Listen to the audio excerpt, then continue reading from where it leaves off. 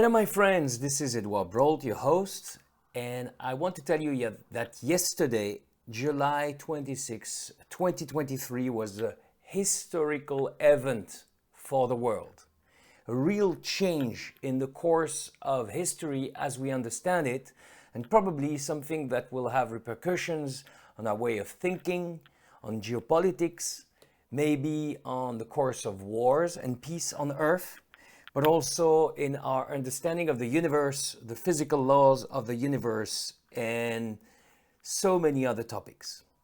Yesterday, the US Congress, the House in the US Congress, made a hearing on unidentified anomalous phenomenon, or UFOs. And three specialists, two US Air Force, one US Air Force, one Navy pilot, and one intelligence reconnaissance intelligence officer specialized in space, were investigated and were questioned by members of the US Senate in the House subcommittee. And this is what they found. And this is what they told in front of the world public, but in front of the American public for the first time in history. So they talked about spacecrafts found by the military and the government. They told about bodies of ETs that they found. They told about a cover-up from the government, hiding facts from the public, and a multi-decade government crash retrieval and retro-engineering program of the crafts that were found, that were sent for the specialists of the field. I've been studying this field for many years now. We know, for instance, a lot of them were sent to the base of Dwight-Patterson in the Ohio for retro-engineering so that they could understand the technologies in these crafts and use them for military and then civilian purposes. So they talked about interdimensional and multidimensional realities. In the US Senate, too much secrecy about space programs, formations of spacecrafts flying in perfect formations, with US Air Force or Navy pilots seeing them from very close or checking them on radars, observing movements that were impossible with the current Earth technologies. They talked, of course, about the Roswell crash. They talked about the fact that the government is in possession of non-human spacecrafts and that these extraterrestrials have technologies that are far beyond our capabilities and our current human technologies, and probably of what we will have in the next 20 years. At least until this news, because this news is going to, of course, accelerate a reaction and a research worldwide, and especially with the big space powers. There are approximately 16 countries that are very much involved between extremely involved, like USA and China, and of course countries of Europe, France, England, Germany, so that are involved in space. There has been clear violations of the Federal Acquisition Regulation, which means supplies and financial resources regarding this program. And then the Pentagon also reacted, saying that they were tracking 650 cases of UFOs. So how is this going to change the world? And before I tell you what I think about that, I need to tell you that there has been books that's been published and that have been investigating these phenomena it's very recent, for the last 10, 12 years approximately. There's been more ancient books, but now there is more abundance in the publication of books with hundreds of references that can be checked. I checked a lot of them, and they're fascinating. I will name the authors a little bit later in this short video. But what they say, what the whistleblowers explain about why have we seen so many UFOs, why has there been so many military official, I mean not official, but military and civilian sightings of UFOs all over the planet for the last few decades. And all the time there was a plan to cover up, as it was admitted yesterday, because these technologies were classified and these secret space programs were classified above top secret. So meaning when the American government started to investigate and invest massively in this field at the end of the 40s, after the Roswell crash, and especially at the beginning of the 50s, well, there was a fear that the public would panic, but there was also probably an attempt to keep these technologies secret for the sole use of the country, maybe the military, and maybe some industries. But anyways, the specialists explained that after the burst of the explosion of the first atomic bombs, and especially the ones in Hiroshima and Nagasaki in Japan, which made hundreds of thousands of victims, apparently it would have sent in the cosmic web such a powerful vibration of destruction, and basically the message in all our vicinity, like space vicinity, that we have the bomb and we do not have the maturity to have it, and we may create considerable destruction on Earth. And all the specialists of energy and Hermeticism, so a concept explained thousands of years ago by Hermes, the 3 times great, and that represents how the antique civilizations were working on the Egyptian, Mesopotamian civilization, India, etc. As above, so below. There is everything that happens on Earth has repercussions in the cosmos. But also, we were sending the message that we are beginning to become a species that will venture into space, and we are dangerous, and we can bring atomic bombs to other worlds. Can you imagine the message we sent? So anyways, for decades, the whistleblowers, the specialists, sometimes were speaking or writing at the peril of their lives, reputation, career, of course, all the money they had, personal reputation. Sometimes they were threatened or sent to, sometimes to the grave, sometimes to institutions for psychic disorders. Well, all these people were trying basically to warn us, but the governments never gave any credit to it, and the medias then could not. So which means we have been kept in the secret for all these decades. And now we start to understand that it's been multi-decades programs of crash retrievals of spacecrafts and retro-engineering of these spacecrafts. And by the way, these whistleblowers explain that, hello, suddenly we have you have seen the film about Alan Turing, you know, we have these very heavy machines with big cables, etc. And suddenly we have microchips in the 50s. Suddenly we have computers and software. Suddenly we have, a little later, fiber optics. I mean, so many technologies. And of course today, artificial intelligence. So many technologies that came out of the blue, you know, suddenly, because the first attempts in artificial intelligence started in the 60s, you know, the real first serious attempts that lead to the current ChatGPT, etc.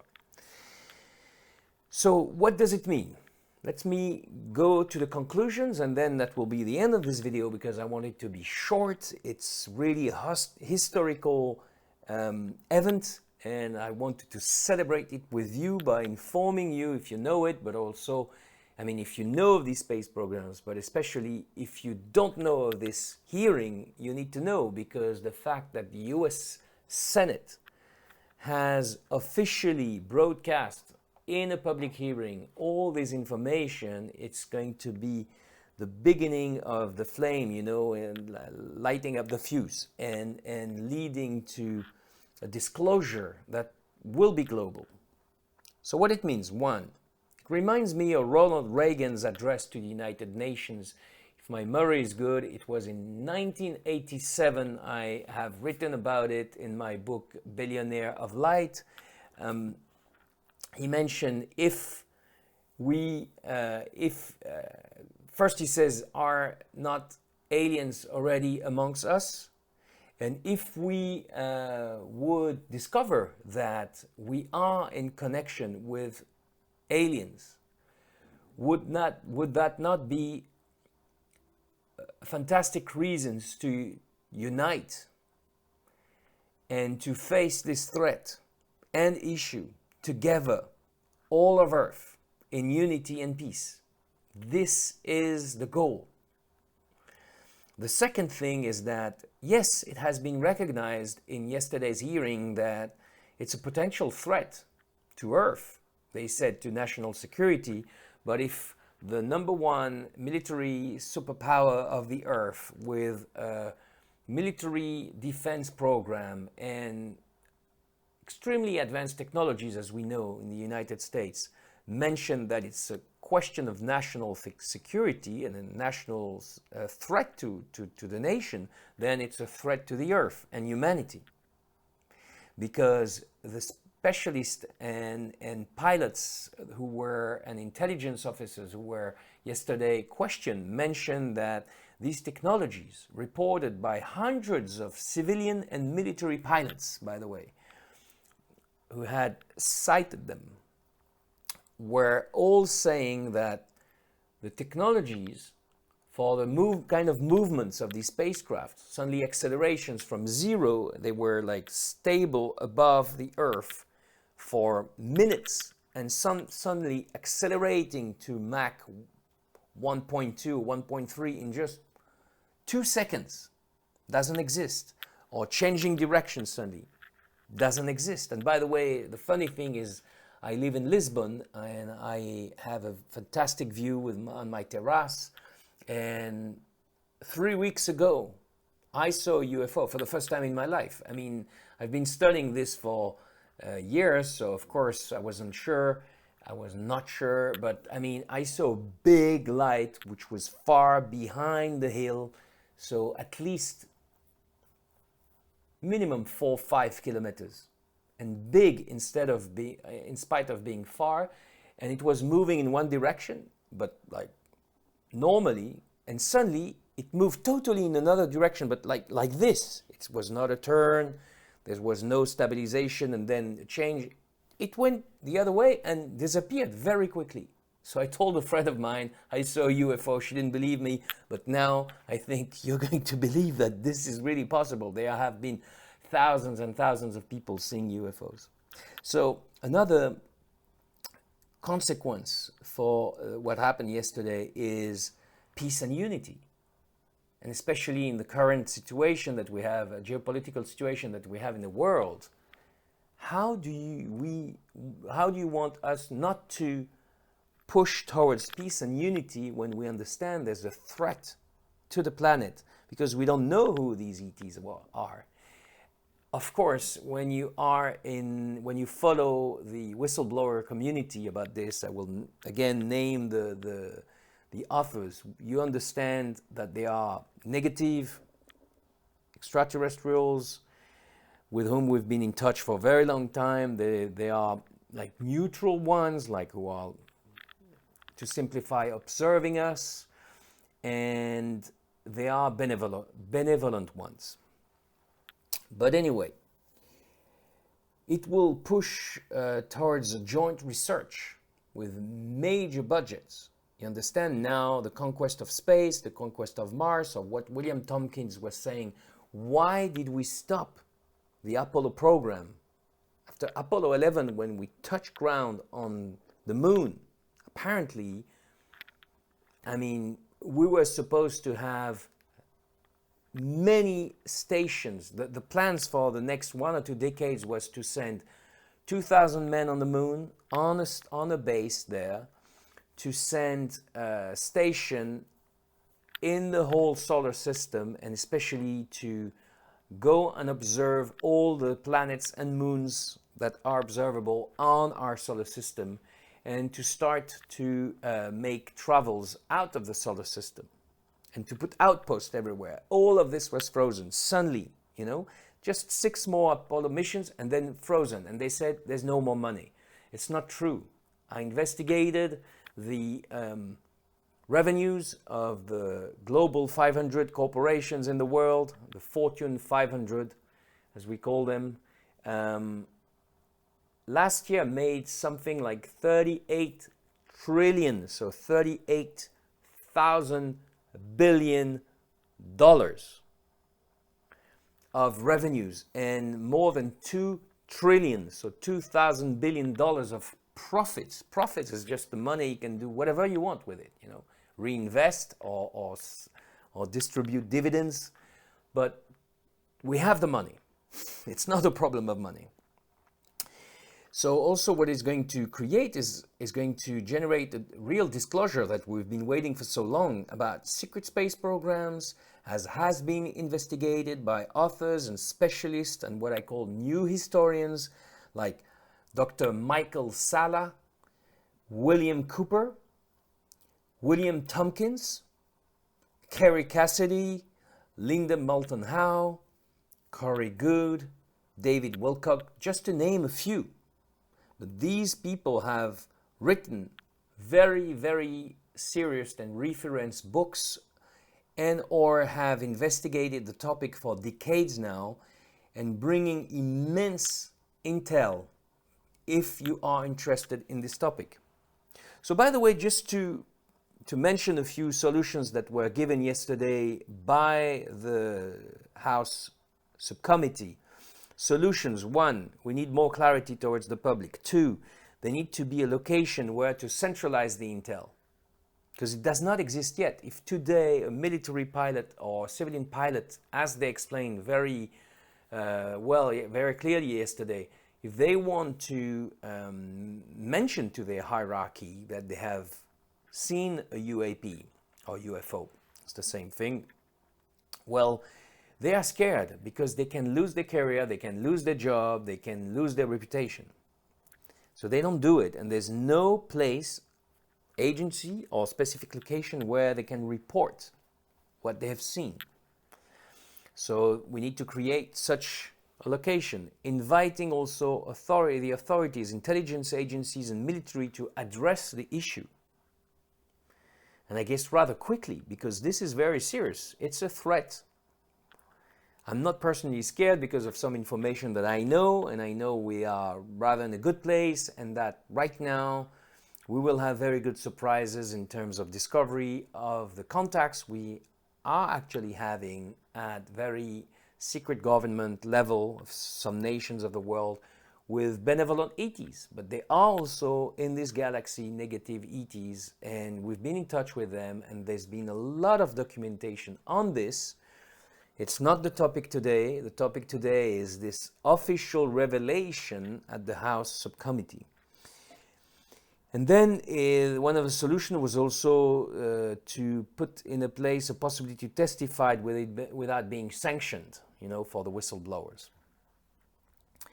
So I hope you liked this video. This was very important news for the world, for every one of us, because I can tell you when I discovered, for instance, the books of Michael Salla, I think it was in 2017, my view of the world changed, my view of geopolitics changed. I've always followed history. I've been a vivid searcher of history since I was maybe 15 years old, and I always tried to look for the books that were out of the mainstream, you know, like let's say out of the most traveled road, and this was a major change in my vision of the world, because suddenly we understood we are not alone, and we will understand also, by the way, we will have a different vision of physics, the laws of physics, because as of today, what we understand is that it's impossible for ETs to travel to us, because even if they travel at light speed, it's too long.